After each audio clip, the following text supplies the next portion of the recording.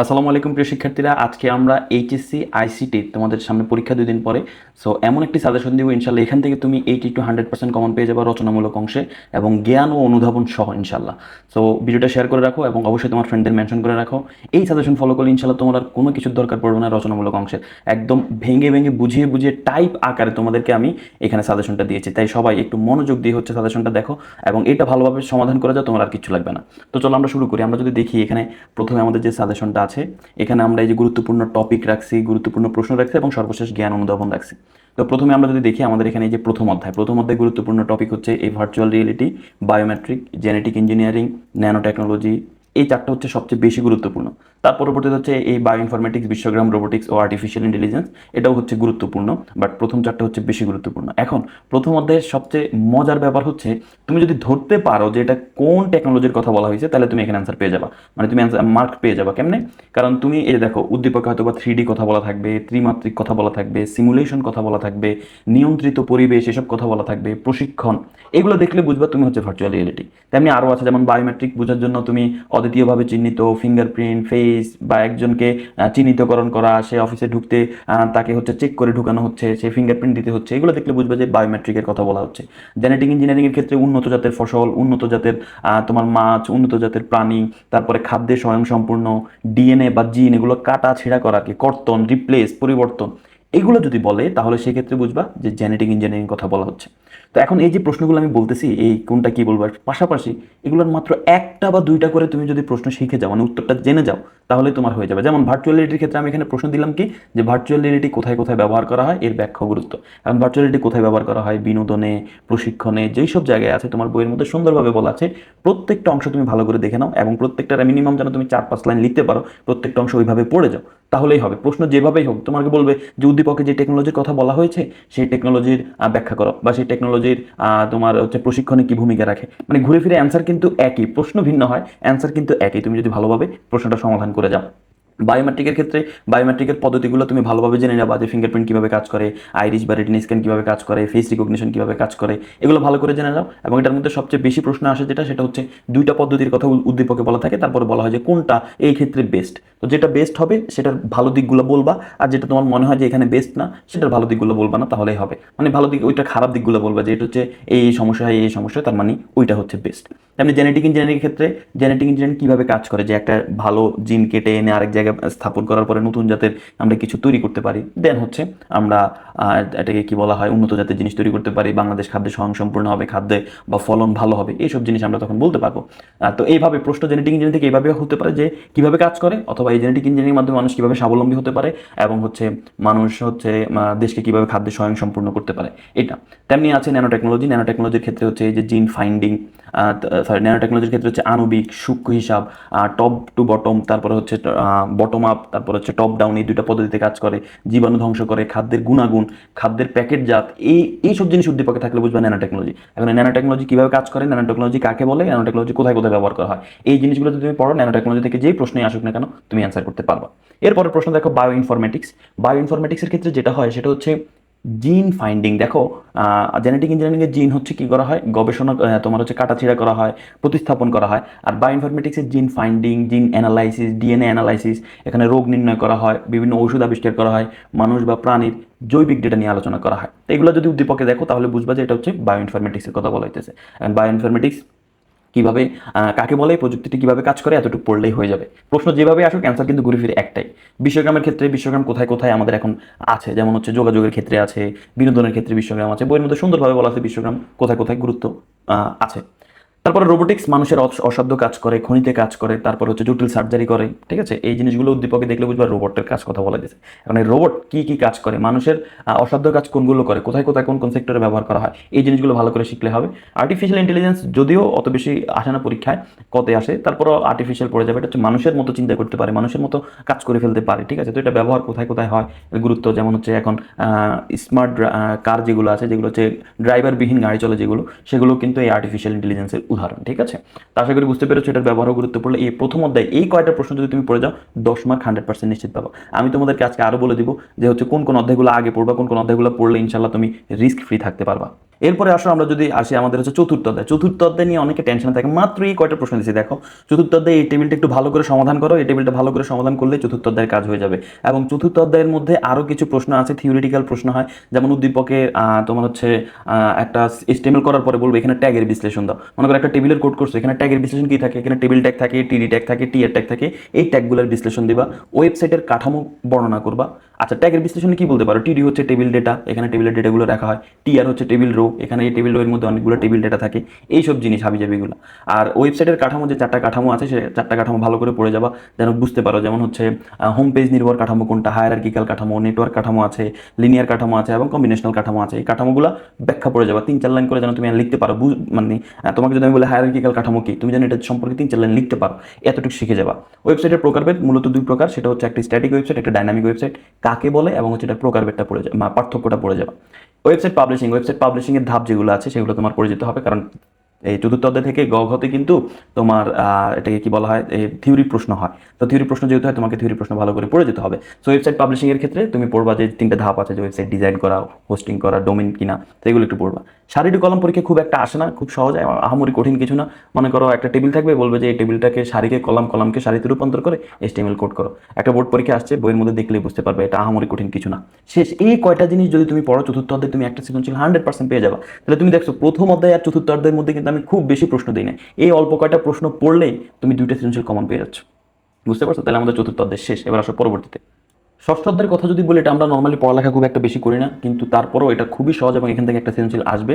Database management system. এখানে তুমি মনে রাখবা ডেটা টাইপ আর ডেটাবেজ রিলেশন আর এর শর্ত, এই 2টা টপিক থেকে তুমি একটা প্রশ্ন 100% পাবা। তুমি এটা লিখে রাখতে পারো যে ডেটা টাইপ এবং ডেটাবেজ রিলেশনের শর্ত, এই 2টা জিনিস। তাছাড়াও কোয়েরি, ইন্ডেক্সিং, তোমার হচ্ছে টেবিল কীভাবে তৈরি করে, টেবিল কীভাবে আপডেট করে, ডিলিট করে, এই জিনিসটা একটু জানতে হবে। টেবিলের সর্টিং, ইন্ডেক্সিং জানতে হবে। এবং সর্বশেষ থিওরি একটা আছে, ডেটা সিকিউরিটি। যদিও সিকিউরিটি খুব একটা আসে না, কখতে আসতে পারে, কিন্তু গখতে সিকিউরিটি নিয়ে প্রশ্ন খুব কম হয়। তারপর ডেটা সিকিউরিটি। এই 4টা টপিক তুমি পড়লে 100% একটা সৃজনশীল কমন পেয়ে যাবো। যেমন এখানে আমি হচ্ছে প্রশ্ন দিয়ে রাখছি, একটা উদ্দীপক দিয়ে রাখছি, দিয়ে এখানে মধ্যে 6টা প্রশ্ন আছে। 6টা প্রশ্ন যদি ভালো করে সমাধান করো, 6 অধ্যায় শেষ।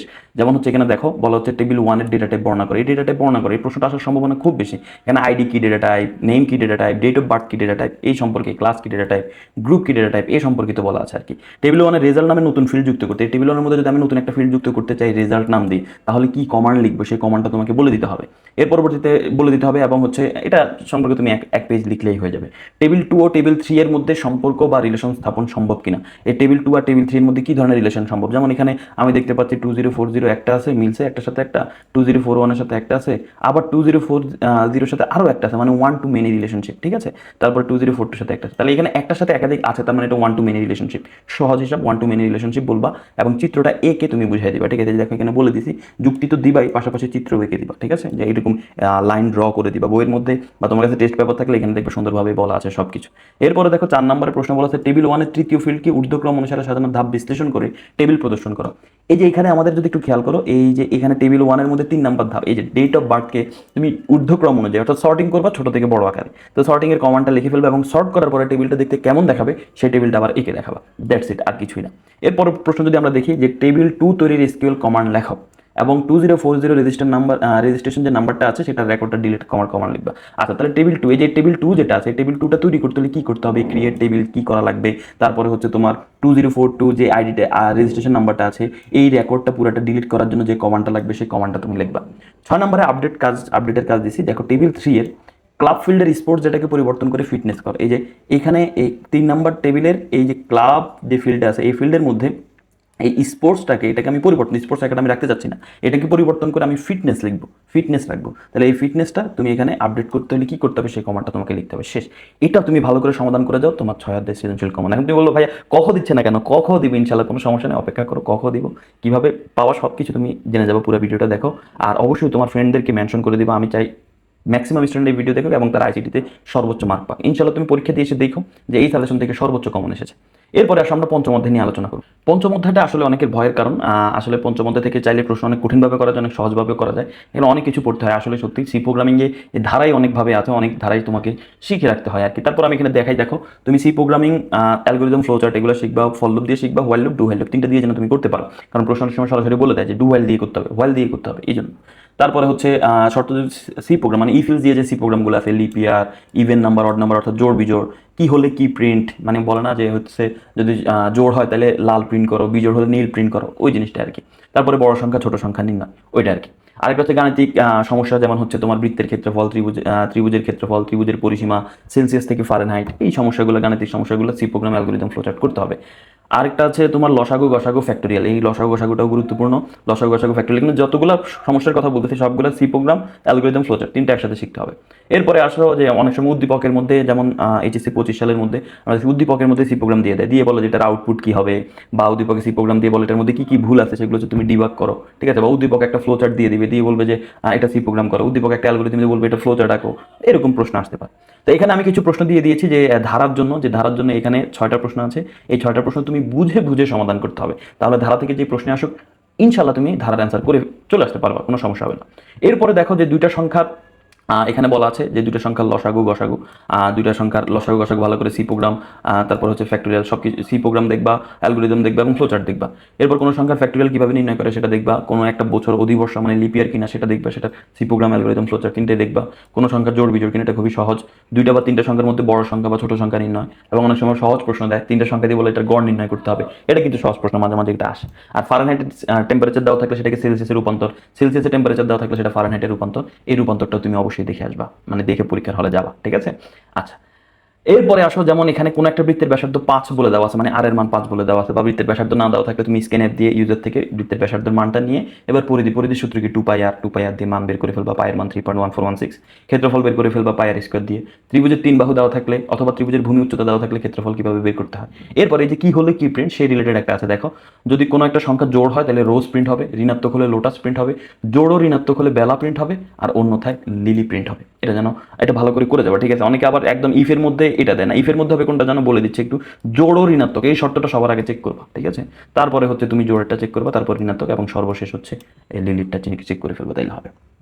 আবার উদ্দীপকে হচ্ছে কোনো একটা সি প্রোগ্রাম হোয়াইল লুপে দেওয়া আছে, তোমাকে বলবে যে ডু হোয়াইলে রূপান্তর করে, বা ফল লুপে দেওয়া আছে বলবে ডু হোয়াইলে রূপান্তর করে। তো এরকম সি প্রোগ্রামও তুমি ভালো করে দেখে যাবে ইনশাল্লাহ। এই প্রশ্নগুলো দেখে গেলেই তোমার আর টেনশন নাই। আমি আশা করছি তুমি যদি এই প্রশ্নগুলো দেখে যাও, তোমার ইনশাল্লাহ আইসিটিতে পঞ্চম অধ্যায় থেকে কমন চলে আসবে।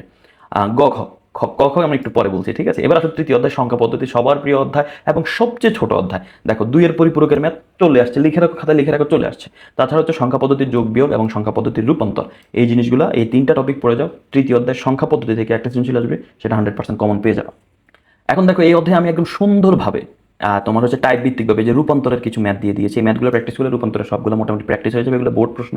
তার পরবর্তীতে হচ্ছে সংখ্যা পদ্ধতির যোগ বিয়োগ, এই যে যোগ বিয়োগের কিছু প্রশ্ন দিয়ে দিয়েছি, এই 3টা প্রশ্নগুলো ভালো করে তুমি আরও প্র্যাকটিস করার জন্য অবশ্যই তুমি এই যে যোগ বিয়োগ সংক্রান্ত বিগত বছরের বোর্ড প্রশ্ন তুমি দেখতে পারো, সমস্যা নেই। তবে এটা করলে তোমার ওই বাকি সবগুলো হয়ে যাবে, মানে তুমি এগুলো বুঝে করতে হবে, ঠিক আছে। মুখস্থ করে যাবে হবে না, কিন্তু আইসিটিতে প্রশ্ন কিন্তু রিপিট হয় না, টাইপ রিপিট হয়। তাই তুমি যদি ভালোভাবে দেখে যাও, মানে বুঝে যাও, তাহলে প্রশ্ন ঘুরে মানে মান চেঞ্জ করে দিলে ঘুরে আসলে তুমি করতে পারবে, কোনো সমস্যা নেই।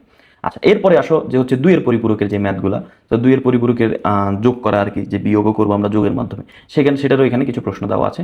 তো এই প্রশ্নগুলো একটু ভালো করে দেখে যাও, ইনশাল্লাহ তোমার এই 2 এর পরিপূরকের ম্যাথ তোমার কমন চলে আসবে, অ্যান্সার দিতে পারবা, ঠিক আছে। তো আমি বলি তোমাকে এখন বলি, তুমি যদি মনে করো শুরুতে প্রিপারেশন নিতে চাও, আইসিটি নিয়ে একটু ভয় থাকো, কোন অধ্যায়গুলো আগে পড়বা? প্রথম অধ্যায়, ষষ্ঠ অধ্যায়, চতুর্থ অধ্যায়, তৃতীয় অধ্যায় সংখ্যা পদ্ধতি, এই 4টা অধ্যায় পড়লে, এই 4টা জিনিস পড়লে তোমার 4টা সৃজনশীল কমন পেয়ে যাবে, 50-এর মধ্যে তুমি 40 কমন পেয়ে যাবে, ঠিক আছে। আর এই সাজেশন, পুরো সাজেশনটা যে ফলো করবে, 50-তে অ্যান্সার করা লাগবে, ইনশাল্লাহ তুমি 50 মার্ক কমন পাওয়া যাবে, চোখ বন্ধ করে পেয়ে যাবে। 8টা সৃজনশীলের মধ্যে 5টা কমন পড়বে এই সাজেশন থেকে, ইনশাল্লাহ। এবার আসো ডিজিটাল ডিভাইসের অংশ একটু দেখি, ডিজিটাল ডিভাইসটাও একটু কঠিন। তো ডিজিটাল ডিভাইসে দেখো অ্যাডার এবং হচ্ছে যে কোনো সমীকরণকে আছে, এখানে কথাটা বাদ যাবে, যে কোনো সমীকরণের সত্যক সারণী, আর হচ্ছে ন্যান্ড ও নরগেট দ্বারা যে কোনো সমীকরণ বাস্তবায়ন। আমি বলি এই 1 নাম্বার আর 3 নাম্বার, এই 2টা টপিক থেকে প্রশ্ন একটা চলে আসছে, এটা শিওর থাকো, হয় গতে না গতে দেখবে অ্যাডার বা ন্যান্ড ও নর দ্বারা যে কোনো একটা গেট বাস্তবায়ন, বা যে কোনো একটা সমীকরণ দিয়ে বলবে এটাকে ন্যান্ড গেট অথবা নর গেট দিয়ে বাস্তবায়ন করো, চলে আসছে। এছাড়া হচ্ছে যে কোনো একটা সমীকরণ দিয়ে বলবে এটা সত্যক সারণী নির্ণয় করো, তারপর হচ্ছে যে কোনো একটা সমীকরণ দিয়ে বলবে এটাকে মৌলিক গেট দিয়ে বাস্তবায়ন করো, ঠিক আছে। তো এটা একটু ভালো করে দেখবা। এরপরে হচ্ছে মৌলিক গেট দ্বারা যে কোনো গেট বা সমীকরণ বাস্তবায়ন। এরপরে সরলীকরণ পরীক্ষায় আসে। কাউন্টার খুব একটা বেশি আসে না, বাট মাঝে মাঝে কোনো বোর্ডে দিয়ে দিয়েছে। এবারও টেস্ট পরীক্ষায় দেখলাম যে হচ্ছে অনেকগুলা কলেজে আসছে। তো অন্যগুলো থেকে একটু লেস ইম্পর্টেন্ট, বাট তুমি দেখে যেতে পারো। বাট যদি তোমার একদমই পড়া না থাকে, তুমি আপাতত স্কিপ করতে পারো এই কাউন্টারটা। আচ্ছা, এবার আসলে এখানে আমি কিছু প্রশ্ন দিয়ে দিয়েছি, যেমন হচ্ছে ন্যান্ড ও নর গেটের সার্বজনীনতা প্রমাণ। এর মানে কি, ন্যান্ড ও নর গেট দিয়ে তুমি দেখাবা যে ন্যান্ডো নরগেট দিয়ে আমরা এখানে কি করতে পারি। ন্যান্ডো নরগেটের সার্বজনীনতা প্রমাণ করতে মানে হচ্ছে মৌলিক গেটকে বাস্তবায়ন আর কি, যে and gate, or gate, not gate এগুলোকে বাস্তবায়ন করা যায়। এটা হচ্ছে চিত্রসহ দেখাবে, সার্বজনীনতা প্রমাণ হয়ে যাবে। আবার ন্যান্ডো নট দ্বারা XOR gate, XNOR gate, half adder, full adder অথবা যে কোনো সমীকরণ বাস্তবায়ন। এটা খুবই সহজ জিনিস কিন্তু, যে কোনো গেটকে ন্যান্ড গেট দিয়ে বাস্তবায়ন করতে হলে কী করতে হয়, কোনো গেটকে নর গেট দিয়ে বাস্তবায়ন করতে হলে কী করতে হয়, সেই জিনিসটা কিন্তু একটা সহজ পদ্ধতি আছে, ওই পদ্ধতি অবলম্বন করলে কিন্তু হয়ে যাবে। ঠিক আছে, আমার ক্লাসের মধ্যে এগুলো করানো আছে। এরপর আছে হাফ অ্যাডার আর ফুল অ্যাডার। এটার ব্লক ডায়াগ্রাম কেমন, লজিক ডায়াগ্রাম কেমন, এটা সত্যক সারণী আঁকবা, সত্যক সারণী থেকে সমীকরণগুলো আঁকবা, মানে লিখবা। এরপর সমীকরণগুলোকে একটু সরলীকরণ করবা। এরপরে হচ্ছে এই সমীকরণগুলোকে মৌলিক গেট দ্বারা বাস্তবায়ন করবা। এই হাফ অ্যাডার ফুল অ্যাডার প্রথম এটা শিখবা। দেন এই হাফ অ্যাডারকে ফুল অ্যাডার দিয়ে বাস্তবায়ন করতে হবে। ঠিক আছে, হাফ অ্যাডারকে ফুল অ্যাডার দিয়ে বাস্তবায়ন, গুরুত্বপূর্ণ একটা প্রশ্ন। এরপরে যে কোনো সমীকরণের সত্যক সারণী ও মৌলিক গেট দ্বারা বাস্তবায়ন হচ্ছে, যেমন এখানে একটা এক্সাম্পল দিয়ে দিয়েছি। এটা ডিমর্গানের সূত্র আছে, দুইটা সূত্র আছে, 2 চলকের জন্য 3 চলকের জন্য দুইটা করে সূত্র আছে। সেই সূত্রগুলো একটু দেখবা এবং সেটা প্রমাণ দেখবা। আর সরলীকরণ বিগত বছরে তুমি বোর্ড প্রশ্নগুলো একটু উল্টাও। সরলীকরণ যদিও একদম রিপিট হয় না, তারপরে তুমি বিগত বছর বোর্ড প্রশ্নগুলো একটু উল্টাও, সেখানের মধ্যে যে সরলীকরণগুলো আসছে সেগুলো প্র্যাকটিস করে যাও। তাছাড়া তুমি হচ্ছে হাফ অ্যাডার ফুল অ্যাডারের যে সাম আর ক্যারির সমীকরণগুলো সেগুলোকেও সরলীকরণ করে যাও, কারণ সাম ক্যারির সমীকরণ দিয়ে অনেক সময় বলে যে সরলীকরণ করতে। তাহলে শেষ আমাদের এটাকে কি বলা হয়, ডিজিটাল ডিভাইস শেষ। এবার আসলে দ্বিতীয় অধ্যায়, যেটা হচ্ছে কমিউনিকেশন সিস্টেম ও নেটওয়ার্কিং। চলো এটা হচ্ছে আমরা একটু দেখি। এটা একটু অনেক বড় অধ্যায়, এটা থেকে আসলে থিওরিটিক্যাল অধ্যায়। এই অধ্যায় থেকে কমন পড়লে তো ভালো, কমন পড়বে অবশ্যই, কিন্তু মার্কস দিতে চায় না যেহেতু থিওরিটিক্যাল অধ্যায়। প্রথম অধ্যায় থিওরিটিক্যাল, বাট প্রথম অধ্যায় সহজ, দ্বিতীয় অধ্যায় থেকে অনেক সহজ। যাই হোক, এখানে দেখো নেটওয়ার্ক টপোলজিটা ভালো করে পড়বা, কম্পিউটার নেটওয়ার্কিং পড়বা। এই দুইটা থেকে ইনশাল্লাহ একটা চলে আসবে, কমন চলে আসবে। তো আর একটু বলে দেয়, এই যে মোট এই প্রথম 1 2 3 এই 3টা টাইপ থেকে একটা প্রশ্ন, মানে গ বা ঘতে একটা চলে আসবে, অথবা দুইটাও চলে আসতে পারে, গ দুইটাই চলে আসতে পারে। তাছাড়া ওয়্যারলেস কমিউনিকেশনগুলো একটু দেখবা, ব্লুটুথ, ওয়াইফাই, ওয়াইম্যাক্স, এদের মধ্যে পার্থক্য জিনিসগুলো দেখবা। বিভিন্ন ধরনের মোবাইল প্রজন্ম, এই মোবাইল প্রজন্মটা দেখবা। তার মাধ্যম যে কেবলগুলো আছে, এটার দৈর্ঘ্য কত, মানে এটা পুরুত্ব কত হয়, তারপর এটা হচ্ছে কত দূর পর্যন্ত এটা ট্রান্সমিশন করতে পারে, কোন কেবলটা ভালো, কোনটার কি দিয়ে তৈরি, টুইস্টেড পেয়ারে কয় জোড়া তার থাকে, এইসব জিনিসগুলো একটু ভালো করে পড়ে যেতে পারে। প্রত্যেকটা সম্পর্কে তার যে সংখ্যাগুলো আছে, সাংখ্যিক যে মানগুলো আছে, এগুলো ভালো করে শিখে যেতে হবে, যে এই কত স্পিডে যায়, কত কি হয় না হয়, এগুলো ভালো করে যেতে হবে। আর ক্লাউড কম্পিউটিং কি, কোথায় ব্যবহার করা হয়, ক্লাউড কম্পিউটিং সম্পর্কে বইয়ের মধ্যে একটু ভালো করে পড়ে যাও, ক্লাউড কম্পিউটিং থেকে প্রশ্ন হয়। এবার সেখানে কিছু প্রশ্ন দিয়ে দেওয়া আছে, এই প্রশ্নগুলো একটু ভালো করে দেখে যাবা। যে প্রথম হচ্ছে প্রত্যেক টপোলজির ধারণা, সুবিধা, অসুবিধা, এবং উদ্দীপকের মধ্যে 2টা টপোলজি দিয়ে বলবে কোন টপোলজিটা ভালো। তখন তোমাকে ওই 2টা টপোলজি থেকে যেটা ভালো হবে সেটা তোমাকে বলতে হবে। যেটাকে তুমি ভালো বলবে সেটার হচ্ছে সুবিধাগুলো একটু ভালো করে বলতে হবে, এই হচ্ছে কথা। কম্পিউটার নেটওয়ার্কিং এর যে প্রকারভেদগুলো আছে এগুলো ব্যাখ্যা পড়বা, বিশেষ করে হচ্ছে ভৌগোলিক অবস্থানের উপর ভিত্তি করে, যেটা যে pan, LAN, can, man, one, এগুলো একটু ভালো করে পড়বা। এগুলোর পূর্ণরূপ পড়বা, এগুলো কত এরিয়া নিয়ে কাজ করে সেটা একটু ভালো করে পড়বা, তাহলে হবে। আর হচ্ছে ডেটা ট্রান্সমিশন মেথড, যেটা অ্যাসিনক্রোনাস, সিনক্রোনাস, আইসোক্রোনাস, এই 3টে কীভাবে কাজ করে এটা তোমাকে একটু পড়ে যেতে হবে। যে অ্যাসিনক্রোনাস কীভাবে কাজ করে, যেটা কি একটা ক্যারেক্টার করে দেয়। সিনক্রোনাস হচ্ছে প্যাকেট আকারে দেয়। আইসোক্রোনাসও প্যাকেট আকারে দেয়, তবে হচ্ছে একদম যে ডিলেটা, ডেটা ট্রান্সমিশন ডিলেটা শূন্যের কাছাকাছি নিয়ে আসে। এগুলো হচ্ছে তুমি প্রত্যেকটা ট্রান্সমিশন কীভাবে কাজ করে এই জিনিসটা সম্পর্কে তুমি একটু ভালো করে অ্যানালাইসিস, মানে তুমি অ্যাটলিস্ট 5-7 লাইন যেন লিখতে পারো, এই এতটুকু তো শিখে যাবা, তাহলে পরীক্ষায় অ্যান্সার করে আসতে পারবো, তুমি মার্ক পেয়ে যাবে। 4 মার্ক আসলে 3 মার্ক পেয়ে যাবে। ডেটা ট্রান্সমিশন মোড, যেটা দেখো এখানে বলা হচ্ছে simplex, half duplex, full duplex, এই ডেটা ট্রান্সমিশন মোডগুলো। সিমপ্লেক্স কীভাবে কাজ করে, এক ওয়েতে উদাহরণ দিবা, যে টেলিভিশন, ঠিক আছে, রেডিও, এগুলো হচ্ছে simplex. Half duplex walkie talkie, half duplex কীভাবে কাজ করে এটা চিত্র দেখবা। ফুল ডুপ্লেক্স সেটাও হচ্ছে তুমি ভালো করে দেখবে, এটা চিত্র দেখবা। এটার উদাহরণ হচ্ছে মোবাইল ফোন, ঠিক আছে, মোবাইল ফোনের কথা, চিত্রগুলো একে একে বইয়ের মধ্যে দেওয়া আছে, সেগুলো দেখে নিবা। মোবাইল প্রজন্মের ব্যাখ্যা, কোন ফিচার কোন প্রজন্ম, মনে করে দ্বিতীয় প্রজন্মে এই ফিচারটা নতুন আসছে, পরীক্ষা এমসিকিউতে আসতে পারে যে এই ফিচারটা কোন প্রজন্মে আসছে, ঠিক আছে, এগুলো একটু ভালো করে দেখে যাবা। বা উদ্দীপকে দিয়ে বলবে যে তৃতীয় প্রজন্মে, বা এই বলবে যে এমন একটা প্রজন্মের কথা বলেছে যেখানে এলটি সিস্টেম প্রথম আসছে, এখন বলবে উদ্দীপকে কোন প্রজন্মের কথা বলা হয়েছে, তাই কোন প্রজন্মের নতুন কোন ফিচারটা আসছে সেটা তোমাকে ভালো করে দেখতে হবে। ব্লুটুথ, ওয়াইফাই, ওয়াইম্যাক্সের ব্যাখ্যা পার্থক্য দেখবা, তার মাধ্যমগুলো যেটা বললাম ভালো করে একটু দেখে যাবা। ক্লাউড কম্পিউটিং কি, এটার উপকারিতা ও ব্যাখ্যাগুলো, ঠিক আছে, এটা দেখে যাবা, তাহলেই হয়ে যাবে দ্বিতীয় অধ্যায়। এবার আসো আমরা জ্ঞানমূলক আর অনুধাবন। দেখো এখানে জ্ঞানমূলক অনুধাবনগুলো এগুলো পড়ে পড়ে শোনানোর টাইম নেই। যেমন হচ্ছে জ্ঞানমূলক, এখানে দেখো এটা তুমি পাবা কীভাবে আমি বলি। আমি যেহেতু চাই যে ভিডিওটা সর্বোচ্চ মানুষ দেখুক, সবাই যেন ইনশাল্লাহ আইসিটিতে ভালো করে, তুমি এই ভিডিওর কমেন্টে তুমি তোমার এইচএসসি পরীক্ষার্থী 5টা ফ্রেন্ডকে মেনশন করো, তোমার আইডিতে অটোমেটিকভাবে এই পিডিএফ লিঙ্ক চলে যাবে, ঠিক আছে। দেখো এই যে জ্ঞানমূলক এখানে আছে, দেখো কোনটা, এই যেমন রোবোটিক্স, এটা সবচেয়ে বেশি পরীক্ষায় আসছে, দেখছো এখানে একদম বোর্ড সহ উল্লেখ করে দেওয়া আছে। বায়োমেট্রিক কি, তারপর এগুলো হচ্ছে এই যে প্রথম অধ্যায়ের, তারপরে হচ্ছে এই যে তোমার এই যে দ্বিতীয় অধ্যায় আছে, তারপরে হচ্ছে যে তৃতীয় অধ্যায় আছে। দেখো আর দ্বিতীয় অধ্যায়ে একটু বেশি প্রশ্ন আছে। আমি বলবো যে এই তোমার দ্বিতীয় জ্ঞানমূলক অনুধাবন আসলে হুবহু কমন দেওয়াটা একটু কষ্টে, একটু বেশি পড়তে হয়, তাই এটা একটু বেশি প্রেশার দিয়ে পড়তে হবে, ঠিক আছে। এই তৃতীয় অধ্যায়ের প্রশ্নগুলো আছে, চতুর্থ অধ্যায়, পঞ্চম অধ্যায়, ষষ্ঠ অধ্যায়। এরপরে অনুধাবন আছে, যে দেখো অনুধাবন, প্রথম অধ্যায়ে যে অনুধাবনগুলো, দ্বিতীয় অধ্যায়ের অনুধাবনমূলক প্রশ্ন, তৃতীয় অধ্যায় মোস্ট ইম্পর্টেন্ট অনুধাবন প্রশ্ন, চতুর্থ অধ্যায়ের, পঞ্চম অধ্যায়ের, ষষ্ঠ অধ্যায়, সবগুলোর অনুধাবন প্রশ্ন কিন্তু সুন্দরভাবে দেওয়া আছে। তো আশা করছি আমি তোমাদেরকে কিছুটা হইলেও উপকার করতে পেরেছি। তোমাদেরকে বলবো ভিডিওটা শেয়ার করে রাখো এবং তোমার ফ্রেন্ডদেরকে মেনশন করো যেন তারা দ্রুত যুক্ত হয়ে যায় এবং ভিডিওটা দেখতে পারে, তাদেরও যেন পরীক্ষা ভালো করতে পারে। তো এইটা আমি মনে করি যে এই সাজেশন থেকে তুমি তোমার সৃজনশীলে 50 মার্ক, 50-এ তুমি 50 মার্ক কমন পাবা, এটা আমার বিশ্বাস। যদি 50 মার্ক কমন নাও পাও তাহলে এমন হতে পারে একটা গ কমন পড়ে নাই বা ঘ কমন পড়ে নাই এরকম, বাট কমন পড়বে। 8টা সৃজনশীল থেকে 5টা সৃজনশীল কমন চলে আসে, খুব একটা আহামরি কঠিন কিছু না। আইসিটি নিয়ে এত টেনশন করার কিছু নেই, একটু ভালোভাবে সাজেশনগুলো ফলো করে যাও, ইনশাল্লাহ তুমি কমন পেয়ে যাবে। সবাই ভালো থাকো, সুস্থ থাকো, সবার পরীক্ষা ভালো হোক এই দোয়াই করি। আর ভিডিওটা অবশ্যই শেয়ার করে রাখবে। হ্যাঁ, আল্লাহ হাফেজ, আসসালামু আলাইকুম।